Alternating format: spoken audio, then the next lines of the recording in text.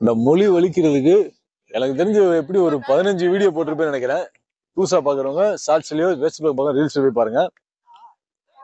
நல்லா பாருங்க. இந்த வீடியோ வந்து யாருக்குன்னா, நீங்க ரொம்ப நேரம் நின்றுகிட்டு வேலை பார்த்துட்டு இருக்கீங்க, இல்ல உட்காந்துட்டு வேலை பார்த்துட்டு இருக்கீங்க அப்படின்றவங்க என்ன பண்ணுங்கன்னா, ஒரு அரை மணி நேரத்துக்கு ஒரு வாட்டி நிக்கிறீங்கல்ல, இந்த மொழி எங்க பாருங்க.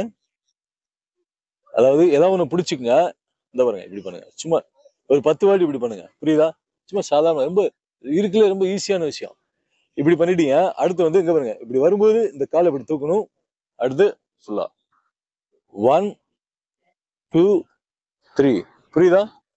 3 பாருங்க. ஃபர்ஸ்ட் 1 2 3 1 2 1 2 3 புரியுதுன்னு நினைக்கிறேன். இது எதுக்குன்னா, அப்போ இந்த நீ வந்து ரொம்ப எப்பயுமே வந்து ரொம்ப அசைக்காம இருக்கும்போது அப்போ லாக் ஆன மாதிரி இருக்கும். அதாவது உறைஞ்சு போய் இருக்கிற மாதிரி இருக்குல்ல, அதை வந்து நீங்க அப்பப்போ அந்த இடத்துல வந்துட்டு ஃப்ரீ பண்றீங்க. ரத்த ஓட்டம் பாயிற மாதிரி பண்றீங்க. ரெண்டாவது இந்த டோக்கு நம்ம இந்த மாதிரி இப்படி ஏன் தூக்குறேன்னா, இப்படி நீங்க தூக்கும்போது இந்த ஏரியா நரம்பு புறமே இழுக்கப்படுது, தூண்டப்படுது. அப்போ உங்களுக்கு இந்த கால் வலின்னு புலம்புறீங்கல்ல, இந்த பிரச்சனைக்கு தான் சொல்றேன். அரை மணி நேரத்துக்கு வழி ஒரு 10 வாட்டி பண்ணா போதும். இதை தூக்குறீங்க. அடுத்து இப்படி முன்னாடி தூக்கும்போது என்னன்னா, இந்த காப் மசில்ஸ் இங்க இருக்கிற இந்த பின்னாடி இருக்கிற அந்த நரம்பு புறாம தூண்டப்படுது. அப்போ நீங்க காலைல வாக்கிங் போகும்போது என்ன பெனிஃபிட் உங்களுக்கு கிடைக்குதோ, அந்த மூட்டு வந்து ரத்த ஓட்டம் நல்லா பாயுதோ, அதே மாதிரி நின்றுகிட்டு இருக்குது. எனக்கு வாக்கிங் போற டைம் இல்ல, நம்ம நிக்கிற வேலை, உட்கார்ற வேலை அப்படின்றவங்க தயவு செய்து இதை பண்ணுங்க. அரை மணி நேரத்துக்கு ஒரு வாட்டி பண்ணுங்க. மறுபடியும் சொல்றேன், இங்க பாருங்க. 1 2 3 ஈஸியா இருக்கும்னு நினைக்கிறேன். உங்களுக்கு புரிஞ்சுக்கணும்னு நினைக்கிறேன். இதை ட்ரை பண்ணி பாருங்க. டெய்லி ஏதாவது ஒரு கீரை சாப்பிடுங்க. கீரை முக்கியம். எல்லாருமே என்ன நினைக்கிறாங்க, நம்ம சாப்பாட்டுல சரி பண்ணிடலாம்.